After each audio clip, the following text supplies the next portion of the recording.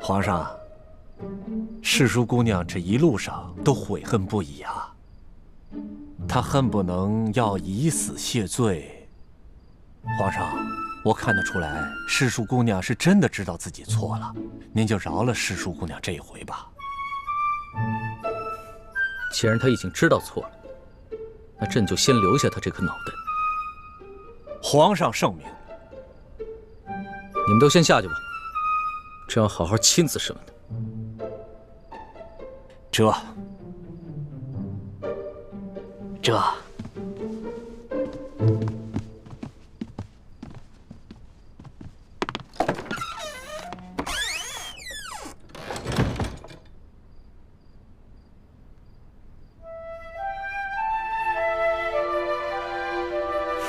起来吧。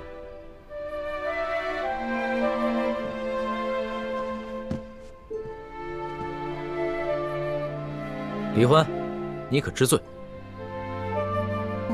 奴婢知罪。奴婢擅自矫诏，犯下了滔天大罪。可是那日在御花园，皇上以龙三的身份跟奴婢一结金兰，还对着月亮发过誓。皇上跟奴婢相差1岁，同月同日不同年生，但愿将来要同年同月同日死。如果今天皇上砍了奴婢的脑袋，难道皇上要陪着奴婢一起去吗？你还敢提那档子事儿？你就是因为这个才无法无天的吧？可是你别忘了，那日在刑场，你可说过要跟朕断绝结拜情谊的。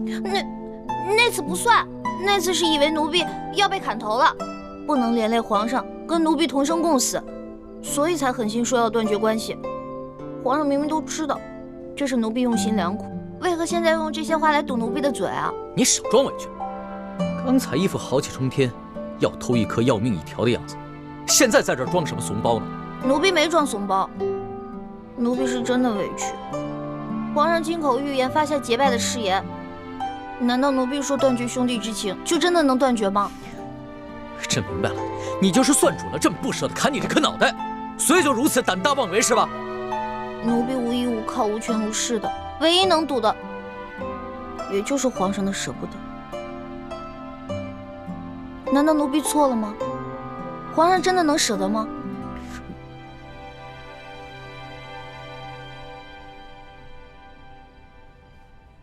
皇上，您还记得我们第一次相见时候的情景吗？人们都说朝廷无道，民不聊生，可为何京城是如此的繁华呀？让开，让开，都让开，让一让，让开！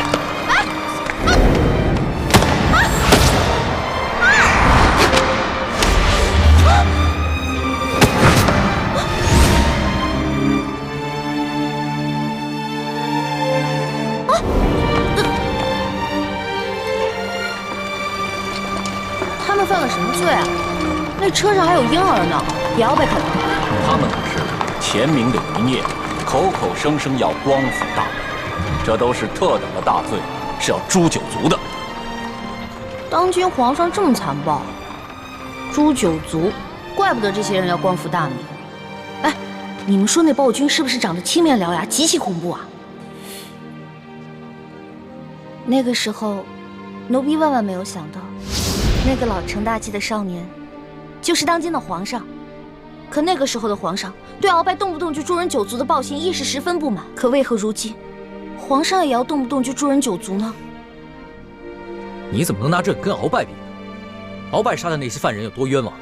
刘德昭难道也冤枉吗？杀刘德昭不冤，可是刘氏一族也有毫不知情的老人跟妇人，还有正在吃奶的婴儿啊，他们何罪之有？皇上，奴婢并非恃宠而骄，也没有干政的野心，奴婢只是不想看着皇上的刑罚变得如此严苛。如果说奴婢矫诏冒犯了龙威，那当时在山西呢，皇上冒险抢劫官银官粮的时候，难道也是有意挑衅皇权吗？皇上还不是出于一点点人心，怕更多的无辜老百姓饿死吗？你少在这儿花言巧语。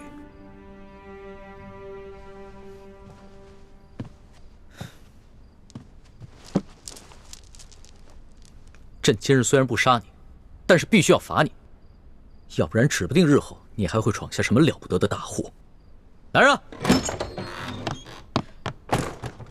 奴才在。李欢死罪可免，活罪难逃，把他拖下去，重打40大板。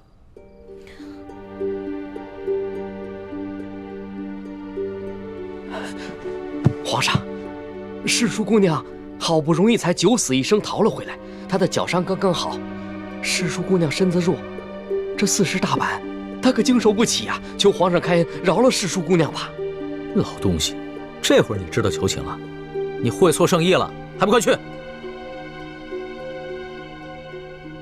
这……慢着！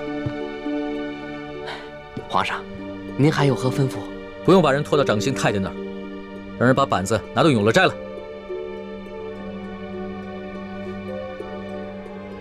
这……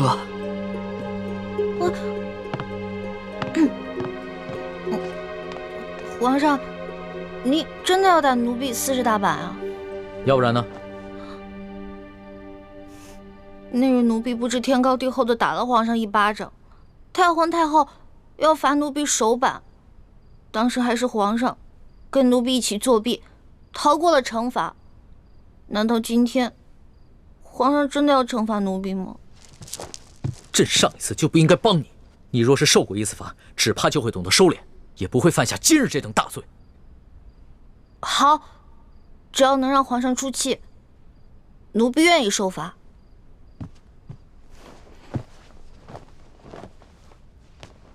奴婢谢皇上隆恩。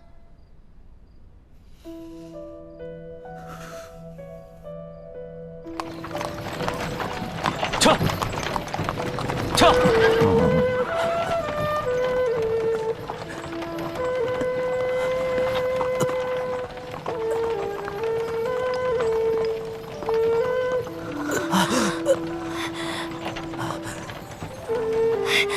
爹，你有没有止血止痛的药啊？止血止痛的药，爹是有的，可是不能给这个小奸贼用。爹，可是他是为了女儿才受的伤啊！那是他活该。癞蛤蟆想吃天鹅肉，跟他爹一样色迷心窍。娘，你……相公，晋王答应吴三桂，要保证他们母子平安的。晋王只是说要保他毫发无损，并没有说要帮他治伤止痛。爹，怎么了？我恨不得他的血流干而死，可惜啊，小伤死不了。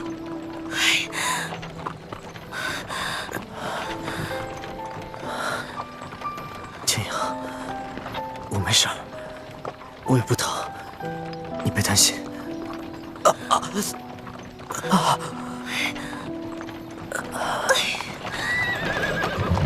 撤！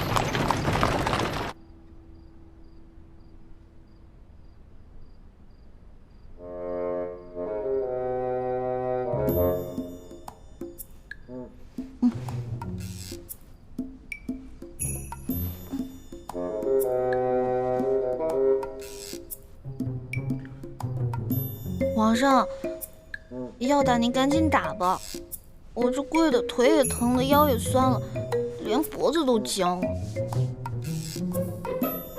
这老东西拿个板菜拿这么久。